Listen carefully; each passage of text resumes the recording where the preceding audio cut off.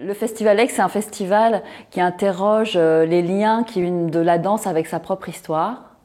Et donc, c'est vrai qu'on a eu 2 années là où malheureusement les éditions ont été annulées, reportées, mais reportées aussi sous une forme professionnelle, donc pour un public restreint.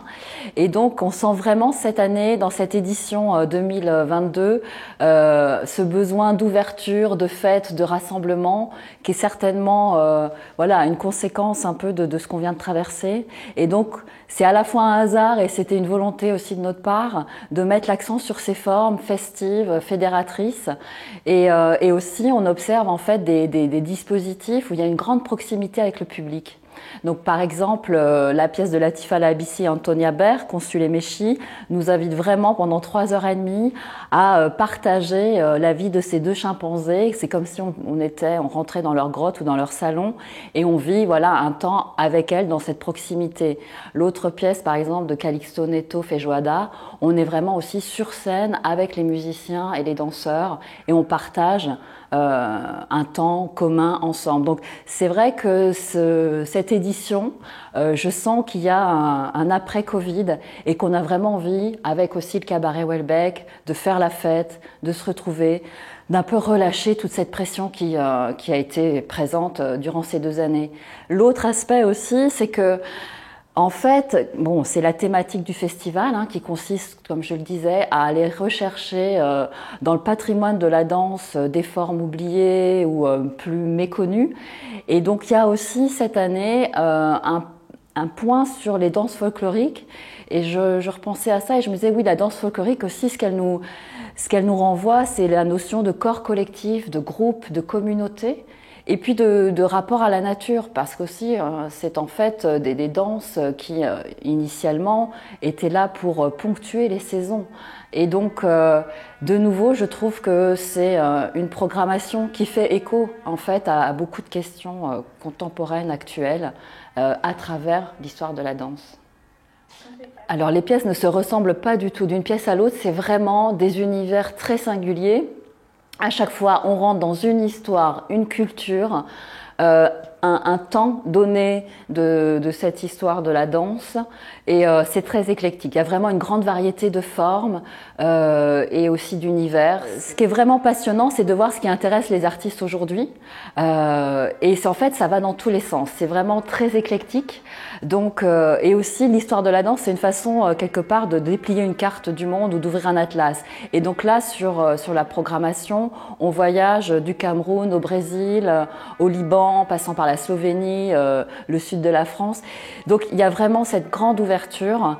Et en fait, aussi, on se rend compte que cette histoire de la danse, on la connaît beaucoup plus, elle est beaucoup plus accessible qu'il n'y paraît. Parce que dans la programmation, il va être question de samba, avec la feijoada de Calixto, du boléro de Maurice Béjart avec la pièce de Stéphanie Auberville, également de Pina Bausch avec une pièce de Dominique Duzinski qui a été interprète de la compagnie. Et donc voilà, de danse folklorique. Donc c'est finalement un patrimoine voilà, qu'on partage beaucoup tous et c'est ça qu'on veut aussi défendre. C'est voilà, c'est finalement aller plus à fond, connaître davantage des choses qui nous entourent que depuis qu'on est enfant finalement on côtoie.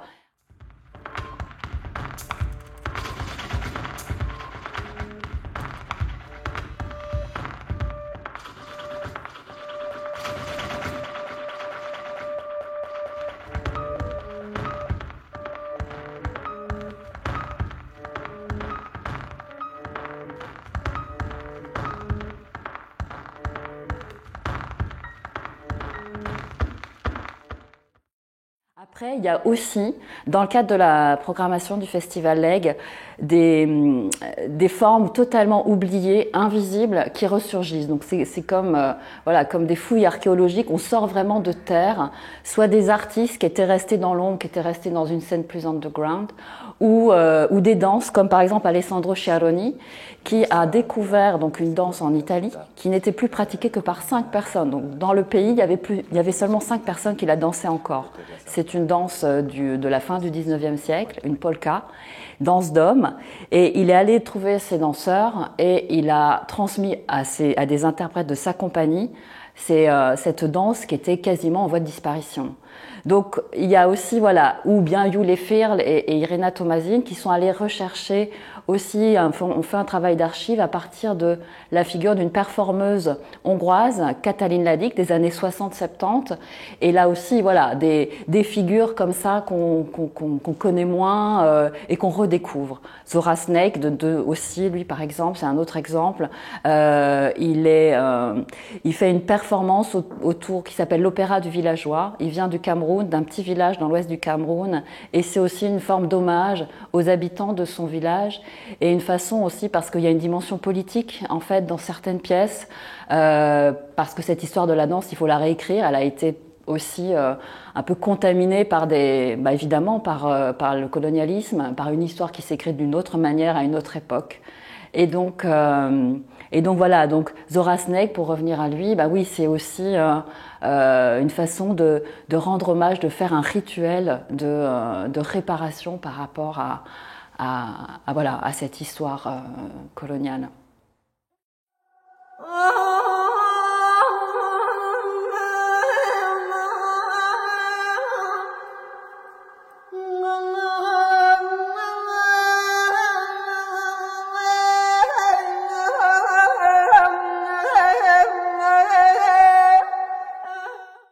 Les danseurs ont vraiment beaucoup de choses à nous apprendre en fait. C'est toujours, je pense, une leçon essentielle de les regarder, de les connaître. Et encore une fois, c'est vrai qu'encore plus après ce qu'on vient de traverser, il y a un savoir du corps, il y a un savoir historique. C'est ça qui est vraiment présent ici dans cette programmation.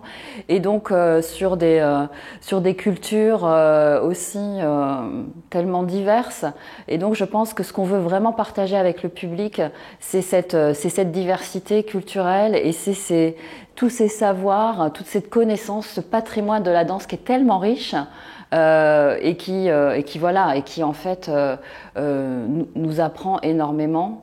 Le danseur, il a un savoir du corps, il a un savoir aussi en termes de constitution de groupe, de communauté. C'est des aspects qui pendant 2 ans ont été tout à fait enfouis et qui donc sont nécessaires. La danse, c'est une libération aussi du corps, enfin pas uniquement, mais il y a évidemment il y a cette dimension-là qui aussi est nécessaire et je pense qu'on en a besoin d'autant plus pour le moment. Le festival Leg, il arrive toujours avec le printemps. Enfin, il se déroule fin mars, début avril, et c'est vrai que c'est aussi un peu un moment où on commence à sortir. Et donc nous, on a ce bâtiment qui est chargé d'histoire ici à la raffinerie, et on a cette cour extérieure. Et donc c'est aussi un moment de rassemblement dans la cour. On ouvre un bar, on a un food truck qui sert à manger. Et puis comme je vous le disais, c'est souvent des soirées composées, et donc le public va d'une pièce à l'autre, peut se restaurer. Il y a cette dimension très conviviale.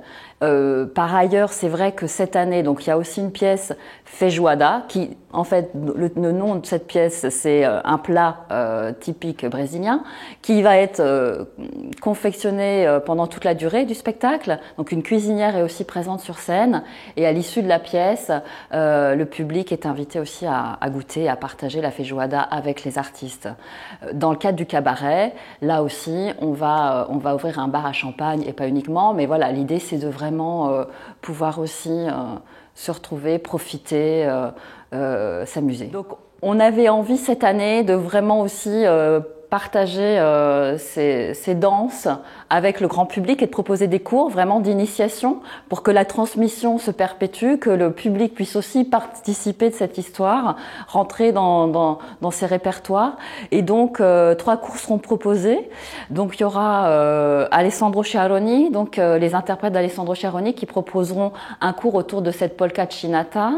Alexandre Polikevich, donc du cabaret Welbeck, qui est donc un grand spécialiste de la danse baladi, qui est cette danse vulgairement appelée la danse du ventre, qui lui aussi proposera des cours, mènera des ateliers avec des habitants du quartier. Et puis Mathilde Monnier, qui elle aussi, donc à travers sa pièce Territoire, propose toute une déambulation dans l'espace de la raffinerie, à travers vraiment une espèce de rétrospective de sa carrière, mais dans des dispositifs là aussi vraiment de proximité. C'est comme si les danseurs allaient danser pour nous. On va être en petits groupes et on pourra, comme dans un musée, passer d'une pièce à l'autre.